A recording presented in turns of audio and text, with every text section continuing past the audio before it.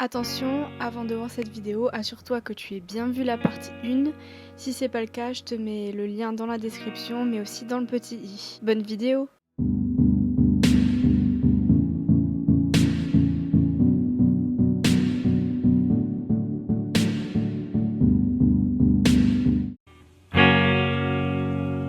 Avez-vous déjà complexé de ne pas avoir ou pas assez de poupées d'artistes? Alors là, on voit que 80% ont répondu non. Puis ensuite, j'ai demandé à ceux qui n'en avaient pas pourquoi est-ce qu'ils en ont pas. Est-ce que c'est parce qu'ils n'aiment pas le style de ces poupées, parce qu'ils n'ont pas envie ou parce qu'ils n'ont pas les moyens? Et on voit que 45 personnes ont dit que c'est parce qu'elles n'avaient pas les moyens, contre 6 et 9 personnes. J'ai eu le témoignage d'une personne qui m'a dit qu'elle en avait une, mais qu'elle ne pensait clairement pas en avoir une un jour, que c'était une vente en particulier et du coup elle a eu pour très peu cher. Je pense que vous avez dû le remarquer, mais moi je n'ai pas de poupées d'artistes. J'ai des Fukusto, mais c'est pas vraiment ce qu'on peut appeler des poupées d'artistes. Personnellement, moi si je n'en ai pas, honnêtement c'est dû à un manque d'argent parce que je trouve ça très cher. Ça veut pas dire qu'elles ne valent pas très cher, c'est juste que moi je n'ai pas les moyens de mettre autant d'argent pour une poupée. En vrai je pourrais très bien en avoir une si je vendais plusieurs de mes dolls pour en acheter. Mais en fait c'est plus un choix. Disons que j'ai beaucoup de mal à mettre beaucoup d'argent dans les dolls. Parce que c'est pas que j'ai l'impression que ce serait de l'argent gâché, mais c'est juste que j'ai l'impression que il y a plus important. J'essaie de toujours faire attention à mes dépenses, même si je me fais souvent plaisir et c'est normal. C'est juste que je trouve que ça fait un peu mal de dépenser autant dans une poupée, alors que l'année prochaine je vais être étudiante, je vais apprendre à gérer mon argent toute seule. Je vais voir que c'est difficile d'acheter à manger pour pas beaucoup d'argent. Je sens déjà que ça va être difficile. Enfin bref, tout ce que j'ai à dire c'est que je trouve que ça fait un peu mal de mettre autant d'argent dans une poupée, sachant que pour le même prix on pourrait en avoir 2 ou 3. C'est juste mon point de vue et vous n'êtes pas obligé d'être d'accord avec moi. En tout cas, ça n'a pas à être un complexe, encore une fois, chacun fait ce qu'il veut. Si vous voulez acheter que des poupées d'artistes, allez-y. Encore une fois, c'est pas une compétition pour savoir qui aura les dolls les plus chers ou les plus rares. Only God can judge me. C'est faux. Il n'y a que moi qui peux me juger. Premier sondage sur ce complexe. Déjà, je vous ai demandé si vos poupées ont-elles un caractère, une histoire, un personnage, et 76% m'ont répondu oui. Ensuite, je vous ai demandé si vous aviez déjà complexé sur ça, et on voit que 60% ont répondu non. J'ai une personne qui m'a dit que elle, ses dolls n'avaient pas d'histoire ni de personnage, tout simplement parce que ce n'était pas son truc, et que parfois justement elle pouvait complexer de justement ne pas avoir de personnage. Personnellement j'ai beaucoup complexé sur ça parce que oui, mes poupées ont chacune une histoire, un caractère, mais c'est pas non plus des choses que j'ai hyper détaillées, ça reste assez vague on va dire. Je sais que je pourrais y travailler dessus et c'est d'ailleurs ma mission pendant les prochaines semaines, mais c'est aussi un complexe dans le sens où je trouve que mes histoires, c'est pas des histoires non plus hyper originales dans des mondes que j'ai forcément inventés. Certes, c'est moi qui ai créé l'histoire entre guillemets, mais c'est pas non plus un truc de fou. Une personne m'a dit que au début, oui, elle complexait, mais avec le temps, elle pense que tout évolue et tout le monde peut être satisfait de ses écrits, donc par là de ses histoires ou de ses personnages. Et c'est pour ça que en vrai j'admire les Doliens qui ont des personnages hyper profonds et hyper travaillés. Et là je pense à Tuer Dolienne encore une fois, ou alors à Apocryphe, parce que je trouve que leur travail est vraiment hyper minutieux et on a vraiment l'impression que leurs dolls sont vrais, sont réels et existent réellement. Pour un peu vous décomplexer, je vous ai demandé si vous préférez suivre des comptes où les dolls ont des personnages ou si ça vous était égal, et on voit que quand même 75% ont répondu que ça leur était égal, donc ça prouve qu'il n'y a pas à complexer sur ça, il faut juste être patient. D'où vient à point, à qui c'est attendre. Vous êtes-vous déjà senti à l'écart de la communauté, de ne pas avoir tellement d'amis, etc. 77% ont répondu oui. Pour ma part c'est le cas parce que tout simplement je suis pas hyper active. Pendant plus d'un an j'ai rien posté sur Instagram et sur YouTube parce que j'avais besoin de faire une pause. Et donc quand je suis revenue pendant le confinement, je me suis vraiment sentie à l'écart parce que j'avais l'impression que tout avait évolué sans moi. Mais en fait j'ai remarqué que pour créer des liens il faut pas attendre que ça se fasse tout seul. C'est en allant vers les gens, en commençant des discussions, en répondant aux stories, en commentant les posts que petit à petit on va créer des liens et des affinités. Par exemple, avant je commentais je commentais jamais les photos, juste je likais. Et c'est vrai que je me suis rendu compte que moi j'aimais bien quand on commentait mes photos. Donc je me suis dit que j'allais faire un petit effort et plus commenter des photos. Parce que d'habitude je scroll, je me dis oh elle est jolie, puis je passe. Mais là j'essaie de mettre des commentaires en disant ce que je pense vraiment de la photo.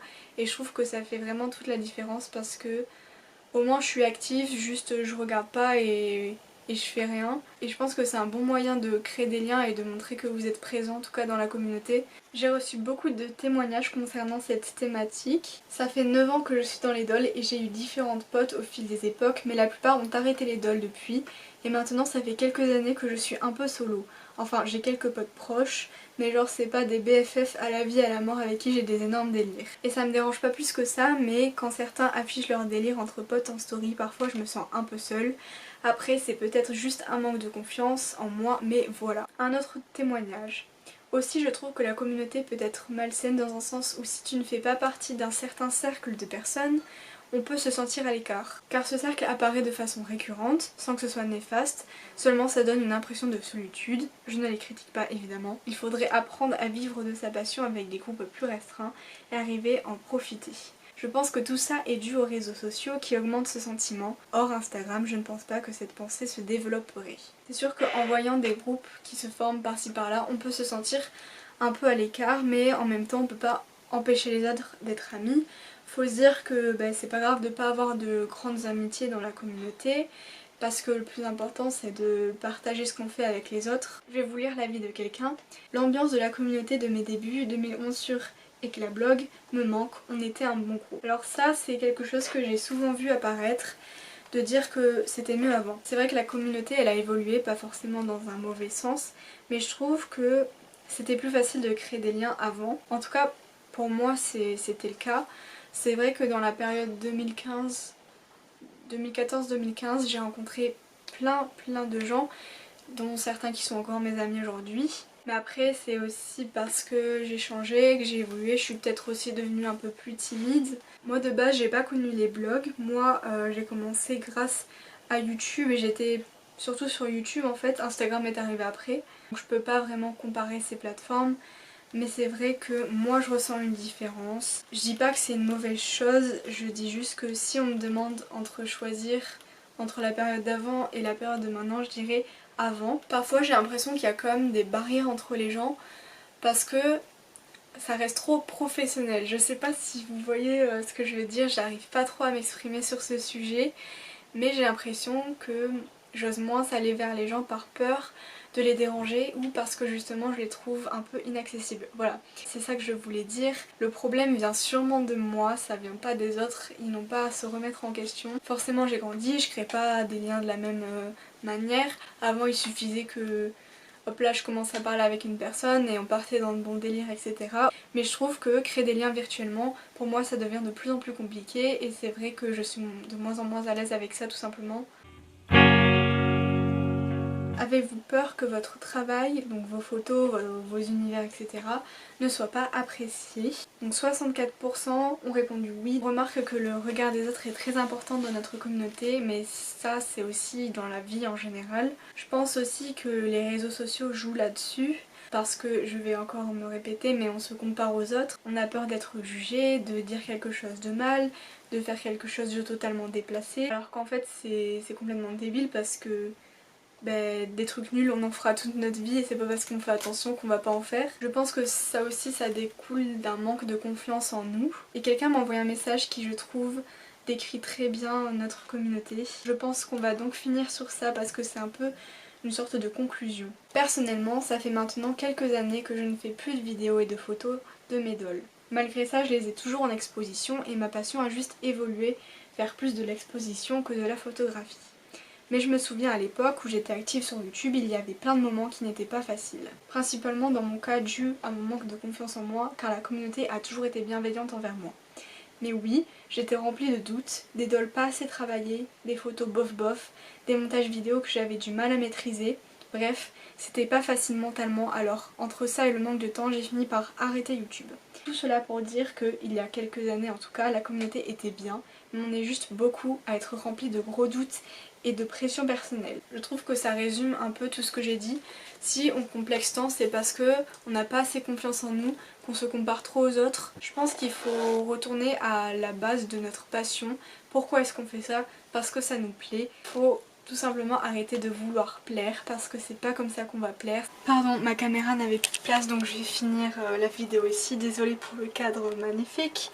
Je disais que justement c'est en étant nous-mêmes qu'on va plaire aux autres parce que c'est nos particularités et notre différence qui fait notre force. J'espère que cette vidéo pourra vous être utile et vous aura aidé à prendre conscience de plein de choses. C'est vrai qu'en parler ça fait du bien moi aussi parce que justement je me suis rendu compte que certains complexes étaient totalement injustifiés. Si vous avez d'autres idées de débats à faire pour les prochaines vidéos, vous pouvez me l'indiquer en commentaire. Je vous souhaite de passer une bonne journée et je vous dis à bientôt pour la prochaine vidéo.